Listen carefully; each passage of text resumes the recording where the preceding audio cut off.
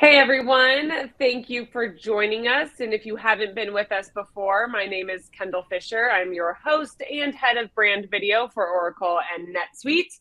It's been a minute since we have gone live across our social channels. So welcome back to everyone who's been with us before. Today, we'll be teaming up with Adam Mayo, NetSuite Vertical Product Manager, and Natalie Evans, NetSuite Industry Solution Advisor, to dive into the dynamic duo that is NetSuite OpenAir and NetSuite CRM. We'll start by discussing what's top of mind for services-based companies right now, the challenges they're facing, and how OpenAir really addresses those challenges. We'll then get into the power combo of NetSuite OpenAir and NetSuite CRM, real life examples of ways businesses are using the two solutions together and how they optimize operations and create greater efficiency for services-based businesses. I know we are all looking for greater efficiency these days, so some good areas to dive into there. Now, while we'll definitely cover as much as we possibly can during our panel today, we'll also open it up to a live Q&A with all of you at the end of today's event. So be sure to use the comments to ask any questions that you may have throughout the conversation, and we will get to absolutely as many as we possibly can at the end of our conversation. And if you don't have any questions, that's totally fine too. Just give us a shout out in the comments. Tell us where you're tuning in from, and we'll shout out right back to you. We know you are all tuning in from all different areas, so we want to make sure that we can see where everyone is. I actually am based in Santa Monica, California, so shout out to all of my Southern California natives out there tuning in right now. Also, if you happen to be a current OpenAir or NetSuite CRM user, drop a comment about your experience so we can let others know how you use the solutions. And with that, please join me in welcoming Adam Mayo and Natalie Evans. Hi, Adam. Hi, Natalie. Thank you so much for joining us. Hi, Kendall. Great to be here. Okay, so let's start high level. Well, actually, you know what? Before we get into the details, I did ask everybody here where they're tuning in from. So I'm going to ask you guys the same right now. Adam, where are you joining? Yep. Oh, sorry. Sorry, we were having some technical difficulties. You know, it's our first time back going live in a minute. Thank you for bearing with us. Adam, Natalie, thank you so much for joining us. Great to be here. Okay. Thank you. So I asked all of our viewers who are tuning in right now where they're joining from, so it only makes sense for me to ask you both as well. So Adam, where are you joining us from currently? Yeah, I'm now in, I guess, seasonably fall weather for a few days. It might heat up again in New Hampshire, about an hour from Boston. Yeah. Nice. And Natalie, what about you? I'm actually from Toronto, so shout out to all the Canadian peeps on the phone there today. We love it. We love our Canadians, and shout out to Toronto. I am a major Drake fan who's from Toronto, so shout out to Drake too. I always have to do that. Adam, let's start high level here. Getting into the topic at hand. First, what is top of mind for services-based businesses right now? What sorts of challenges? Yeah, I mean, there's a few things that we're seeing, and certainly speaking with our customers, but also looking at the broader market.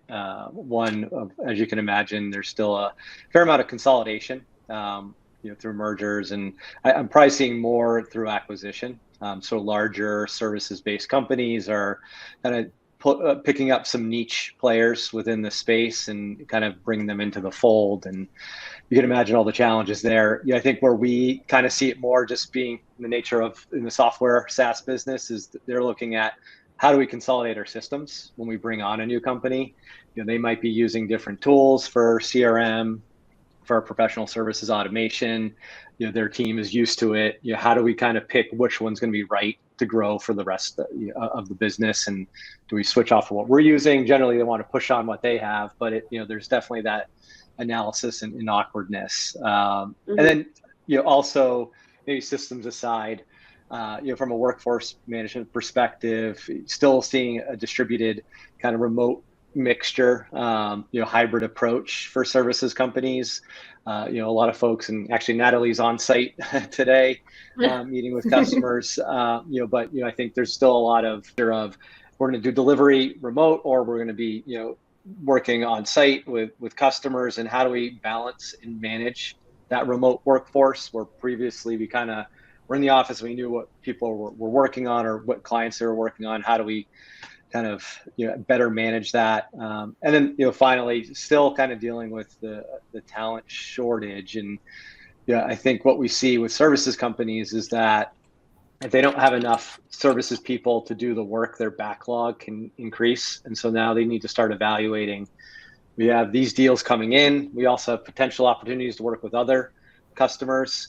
What work should we be focused on? What can we do, and what team do we have to support that incoming work? So those are, I think, top of mind when talking with our customers. So, kind of a lot there, yeah. But also not just some of that, not just focused for not just the services-based industry challenge. Some of those we're seeing across the board, right? But for those services companies, how are you seeing businesses address those challenges? Yeah, and maybe I'll kind of focus on the last one I was talking about, which is getting more selective in what work they're going to be taking on. And I think it will naturally kind of flow into our conversation today. But being able to have more consolidation with their systems to kind of have insight into forecasting this is what we are planned to work on. These are our active projects that we're working on, the work that we're doing, and then this is what we have upcoming. And a struggle for services companies today is the forecasting piece of it. So they're looking at, well, how do we better assess that? Do we connect our systems in so I can start actually scheduling people before the work is even ready to be done? Do I have more insight into that? Or do we also kind of get more selective in what project work we're actually even taking on? So looking at kind of past performance. Hey, these types of projects really didn't go so well for us. Either we didn't have the right people, or just something that's kind of out of our comfort zone. Maybe we should, when those come up, kind of push those to the side unless we really have the bandwidth to do it. Let's focus more on our sweet spot of where we provide more value.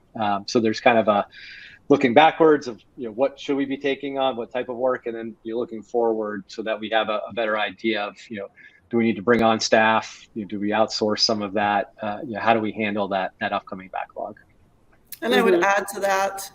Am I good? And I would add to that. It's not only like what have we not done so well on, and what should we focus on, but maybe it's also like what products have we introduced or services have we introduced and they've actually gone really well, and we should be doing more of these. So it's a combination of things that we should do less of, things that we should do more of, and things that we should do more of the existing stuff as well. And how can we do that better and more efficiently? Yeah. And what kinds of systems help with this? I mean, what does NetSuite offer to help the services-based businesses that we work with address that? Yeah, great segue. And it's like I know what we're here to talk about. Yeah, exactly. Certainly from a CRM perspective, we are able to start doing things like opportunity tracking, and that can feed over into, I mentioned it before, but professional services automation. Services company, their main operational tool is a PSA for short. We have OpenAir that we go to market with specifically to address those needs. And that's where you manage your projects. That's where you staff your resources. You can track skills and availability, enter time, expenses, do the billing and revenue recognition, look at reporting on how profitable the project was, how utilized your resources are. And that's where we try to educate our customers on providing more unison between those two systems, CRM and professional service automation. Of course, NetSuite is very well known for our financials and ERP platform. And that kind of goes without saying. You're going to integrate your PSA, you're sending invoices, you're sending time, expenses to the system there. But where it can get more disconnected is on that front end. It's kind of, hey, sales is doing their thing, delivery is doing their thing. And certainly there's some communication there, but it's not as well jointed to get, like I was talking about earlier, to some more of that unified forecasting. Sales needs to know, hey, if I'm selling this, do we have people available? If they have insight into that part of the business. And then PS needs to know, hey, we don't have enough people. Sales is selling 5 new opportunities, 5 new projects, and we need to go out and hire folks. And so if we can have those tied in together, we start to get more of that information available. Got it. Okay, so kind of a lot to unpack there really quick. So first and foremost, OpenAir, which is what we're here to talk about today, along with NetSuite CRM, is our professional services automation solution. Yes. And it seamlessly integrates with the rest of NetSuite, just to clarify for anybody who doesn't know. Correct. Correct. Great. Okay, so Natalie, that means that OpenAir directly integrates with NetSuite CRM. So this combo we have seen actually be a huge success, and that's why we're here today. But quickly, how does NetSuite CRM functionality stand out from competitors? What do our customers see from using NetSuite CRM? Yeah, so our CRM system has actually got 3 main components to it. So it's marketing automation, it is customer service management, and it is Salesforce automation.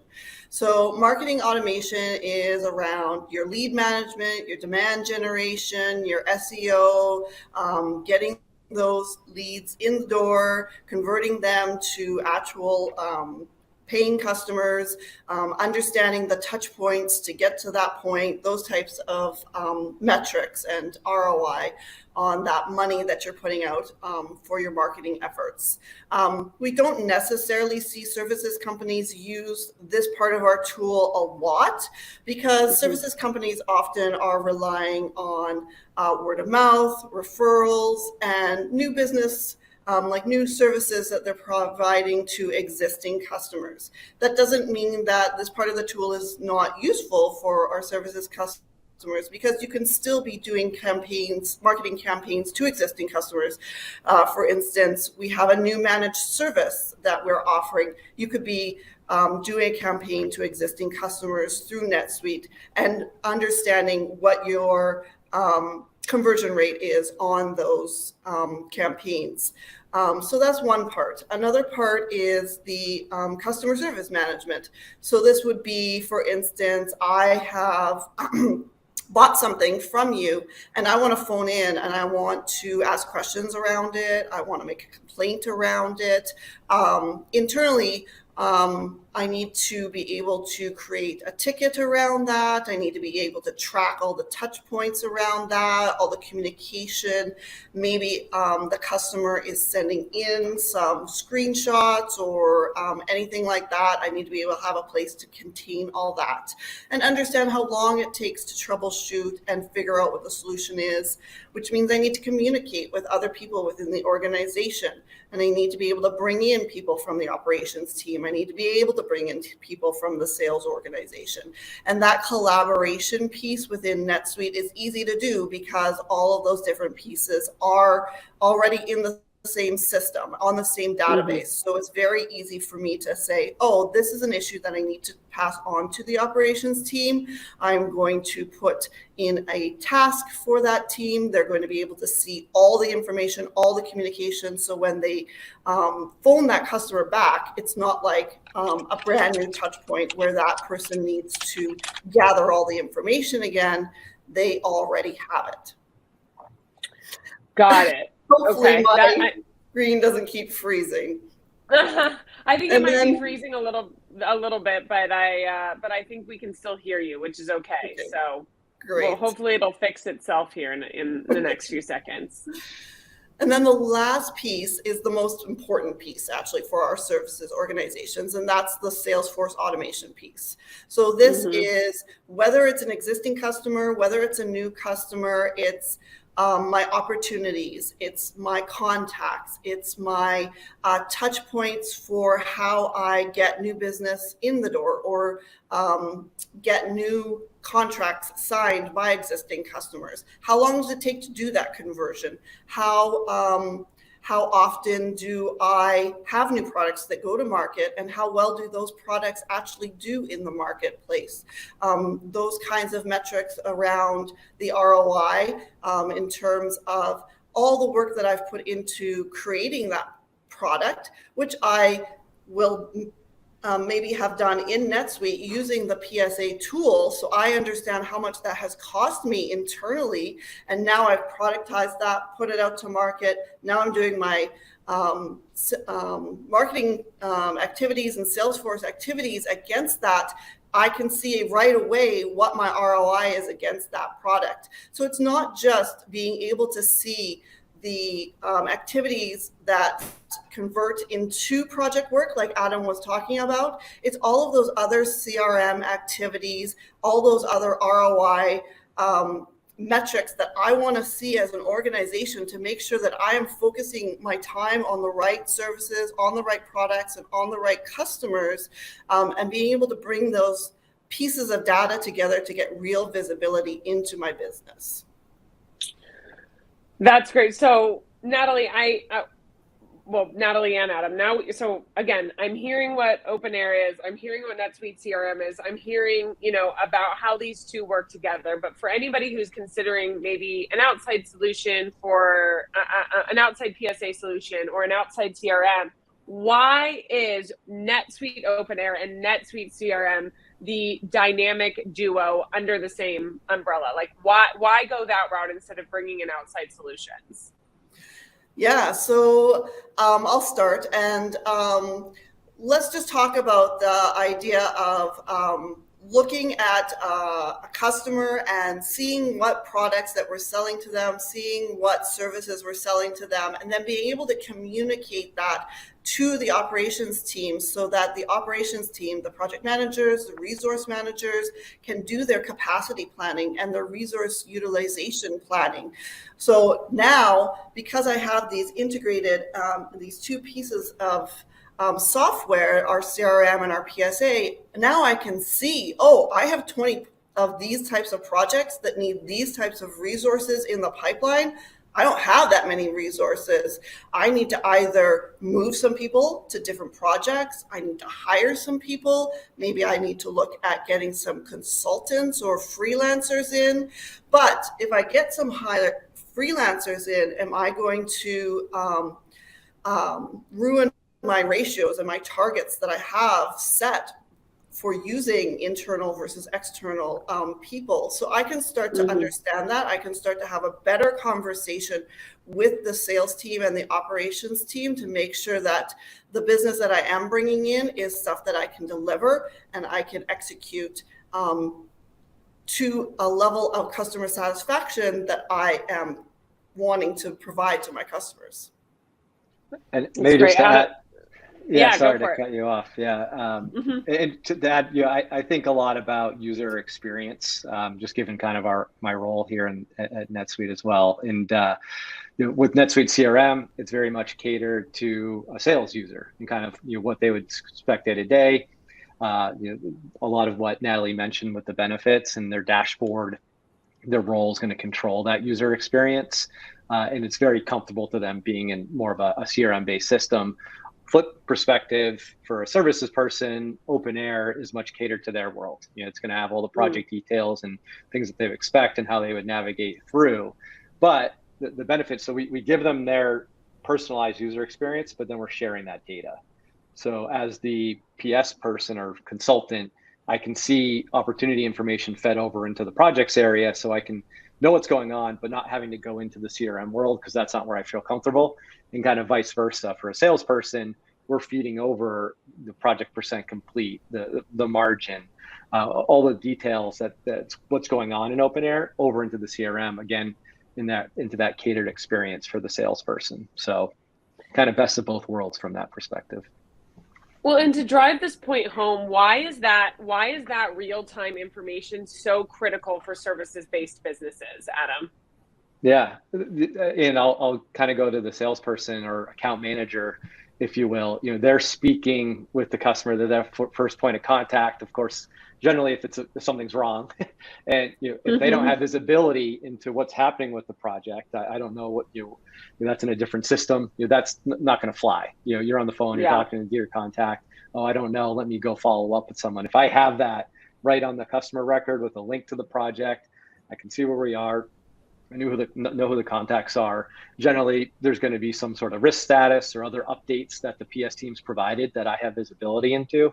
So again, I have all that at my fingertips. It's just very crucial. And again, I'm kind of going both sides of the story here. On the PS side, again, them having that customer information so they know where to go, know who to contact, having that in their world provides a huge piece of visibility. And I guess that's probably, if I wanted to answer in one word, I would have said visibility. Yeah. Yeah. Internal Natalie, communications. yeah.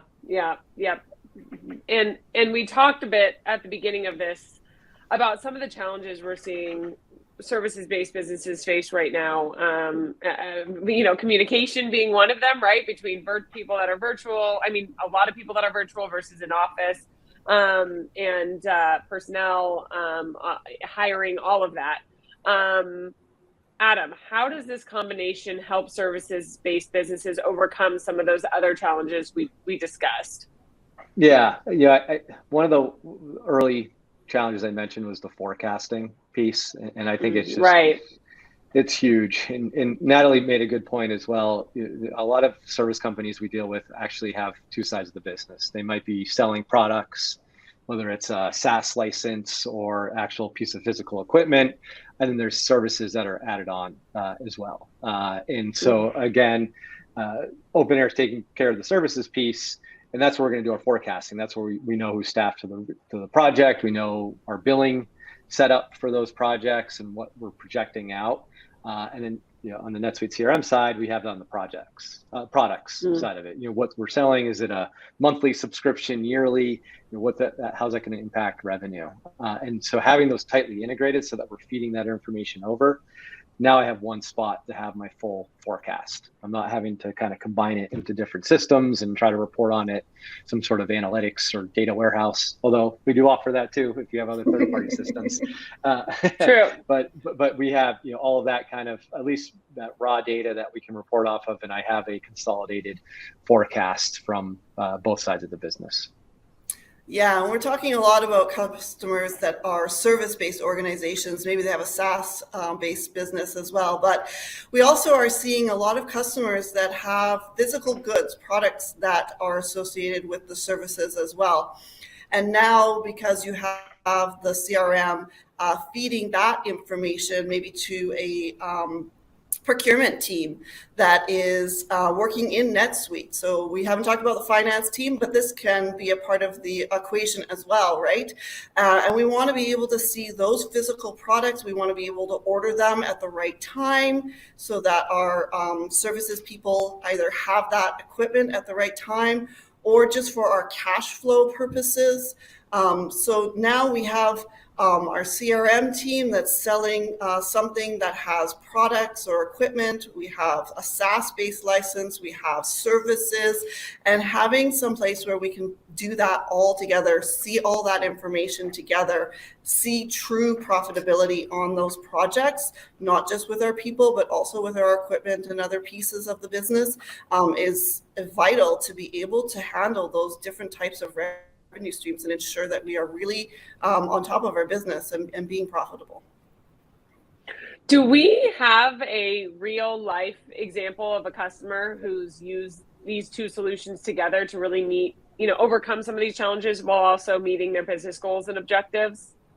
Oh yeah, absolutely. Many of our customers have again that tight integration. One that you always get kind of even some unique things or I didn't think about doing it that way type of scenarios with customers. And I know one, traditionally you kind of that sales process is we get to a certain likelihood. We're tracking opportunity stages and we might be 20% sure of it coming in, 50, and when we get to 80%, all right, now we need to kick off the project. And they said, why are we just doing that in CRM? And so they basically created the equivalent opportunity stage tracking on the sales side for projects. And so they were actually integrating it over much earlier in the process. And so again, kind of going back to some of that forecasting I was talking about, the delivery team could see, and they have different kind of tabs for, okay, this is the proposed projects that are only 20% likely, but within those buckets, you can also start to do some generic staffing. So I don't know who the person's going to be yet, but I know I'm going to need a project manager, 3 staff consultants, a technical consultant. And now when I look at my whole view of all of our resources, I can see those proposed projects that are still at an opportunity stage and know, okay, if those come in, we need to start really, thinking about how we're going to accommodate that. So that's one that was great. They're really optimizing the use of both systems. That came to mind. It's great. Are there any ways that this kind of OpenAir and CRM integration help optimize business processes that maybe aren't as obvious to all of us? Yeah, it's, again, I actually use that example I just mentioned as kind of a piece of that as well. And then, again, on the more of the sales side, again, I think the things that we kind of see disconnected a lot is the visibility into the project work as a salesperson. Some companies kind of treat it as, all right, I sold the deal, wipe my hands clean, I'm done. And so they're maybe not as concerned about connecting those. But if you want to have kind of more of that true customer lifecycle management across the different business units, having those pieces of information, again, projects and CRM, is going to provide all that type of visibility. And again, Natalie mentioned things like the activity tracking, and those are workflows that you can implement too. And we certainly have seen use cases of that. So it's, it's not even a kind of a phone call or email handoff. The system's doing it for you. So once I hit that 80% probability, a workflow is kicking off, sending off emails, creating the project, doing all those kind of the technical application stuff behind the scenes, and then you're able to go off and running from there. Yeah, and I would add one of the things that we see quite often is people are not using the CRM. They're not using it to its advantage. So we're just not seeing people entering in those opportunities, tracking those. We're seeing them doing that all offline, and just putting that simple amount of information into the system can really improve the visibility and the customer relationship, and create a better customer experience. So yeah, which is always the goal.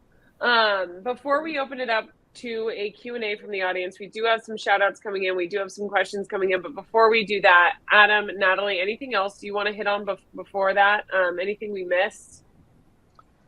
I do want to kind of just piggyback on what Natalie said, because it actually is a common thing we hear for more pure project-based service companies. They don't have, in many cases, a dedicated sales team. And you'll hear, oh, we don't need a CRM. We don't need to track that. Like you said, maybe it's kind of offline. And I would argue you very much should be, whether it's a project manager that's kind of doing the selling or repeat business. It doesn't have to be complicated. You don't need to fill out 1,000 fields to enter in the opportunity. But by doing and having it, again, integrated in the system, I think they'd see a lot of benefits. And so those are things that we certainly are trying to educate customers that CRM doesn't have to be this overly complex thing with all these workflows. It could be, just tracking some basic details, provide some automation for creating your projects, and you get a lot more visibility. So just wanted to mention that. Yeah. Natalie, anything you'd want to add? I think, Adam, that was a great piece. Just keeping it simple and thinking of the simple things that you can add into your workflow, and understanding that integration between NetSuite and OpenAir is a really robust integration. So there's a lot of information that you can be sending back and forth, but just start small and look at the low-hanging fruit, and you're going to you're going to get some great gains in your organization. Awesome. Well, let's go ahead and open it up to our audience. If you still have questions for Adam or Natalie, you still have time. You can go ahead and plug them into the comments and we'll get to as many of them as we can. You can also continue to shout out, and I have to take some time to make sure I get back to those of you who have shouted out to us. Jonathan Akoka, hi NetSuite. King David. Jonathan said he was looking forward to the session. King David's joining us from Nigeria. Rodrigo from Brazil. Virginia Young from Toronto, Canada. For a second, I thought that said Victoria Young, which is our producer, but that was not her. But another Toronto person. So hi, Virginia. Who else do we have here? Deborah from Brazil. Hi, Deborah. We have Akur Kumar, who is shouting out to us. And then we have Christina from Mountain View. So hello, Leonard Smith from Colorado. Toucan Chattery from London, England. And Atul Jain also from London. And Jonathan Akoka, who said he is from Montreal. So hello to everyone. We still have them coming in. Laura Lynn Ellsworth, one of our fellow NetSuite employees from Vancouver. Giovanna from Lima, Peru. Lots of people joining in from all parts of the world right now. So thank you all so much for joining in. And let's check out some of these questions. Again, keep shouting out, keep sending your questions in. We have one coming in. Natalie, this one's for you. How can a company ensure a smooth PSA and CRM integration? What are some things to keep in mind? Or maybe Adam, you want to answer that, whichever one of you. I'll start. So the integration between OpenAir and NetSuite CRM is managed by us. So that's a great start because we really understand it. We have people that are managing it on a day-to-day basis. So you have direct access to the people that are doing that. And the other thing is that it's being added to all the time. So with the OpenAir twice a year updates, that integration is a part of that. So we are adding new integration touch points. We are adding new ways of integrating data. One of the ways that came out with the last upgrade was that you can actually integrate information via a report now. I'm not going to get into that in detail, but we can, take that offline and look that up. Mm-hmm. So it is something that is fairly straightforward to do. Basically, it's just kind of clicking some buttons. But the other thing that I would say and mention is that taking a look at your business processes and really understanding those business processes before we start going and turning on buttons is going to be really important. And again, that's something that we're here to help you with. Your account management team, if you're an existing customer, or if you're a new customer, your account executive is here to help you talk through what that process should be, what the future should look like. And then we can go ahead and start integrating and bringing the information across between the two systems. Remember, it's bi-directional, so we're sending information both ways. So those are some of the things that I would suggest and keep in mind when we're talking about integrating the two systems. Adam? Yeah, the only other thing I would add, just more kind of high level, is you need to have key stakeholders from both groups to make it work. And so they need to feel like they have a seat at the table. There's going to be design decisions. So technology, I totally agree with Natalie. We make it very easy. It's a kind of productized integration, but there's still decisions of what fields do we track where, what's the handoff, where's the automation, those types of things. And if it's just one team that's primarily doing it, the other is probably not going to be as happy because you haven't really accounted for their process. So making sure you have clear stakeholders from both groups is critical. That's great insight. We have a few other shout outs that just came in. Daniel is from Brazil, another Brazilian. Okay, let's see if I can get this right. Mwanje Godfrey from Uganda, and Halim Zidhan, who says, hello, everyone. Thank you all for shouting out. We also have another question coming in here for Adam. What if I just want to choose one of the two, either OpenAir or CRM? Do I really need both? No, you don't. And certainly at the stage of kind of maturity in systems, we see that in as far as kind of picking one. Really, it's going to kind of depend on what team is driving it. I'd say for pure service companies, we do see a lot of advantages with getting OpenAir into the fold early because operationally, it's going to run the majority of the business. And because again, that's where you'd set up the project and staff resources. You can track time, expense, and do the billing, which is critical. We need to get the invoices out the door. So if I were to say, if you were kind of coming in from Excel, doing a lot of manual stuff on all sides, I would strongly look at OpenAir first. But it can certainly be a phased approach too. It doesn't have to be big bang. You do miss out on some of the things that we just alluded to. Again, if you're implementing both systems, you can make some design decisions that are accounting for both teams and how that's going to work. But not to say that if you're already up and running OpenAir, you can easily look to add on CRM to that down the road as well. Great. Final question here that we have time for today. Natalie, how can I learn more about using these two systems together? Yeah, for sure. Like I said earlier, if you are an existing customer, reach out to your account manager and they're going to get people on the phone like Adam and myself and SCs, and we're going to be able to walk you through that. What does that look like end to end? Putting in an opportunity, creating the project record from there, et cetera, et cetera. If you're an existing customer, you can also take a look at Suite Answers. There's a lot of information there around what the CRM looks like, what the OpenAir looks like, what the integration looks like.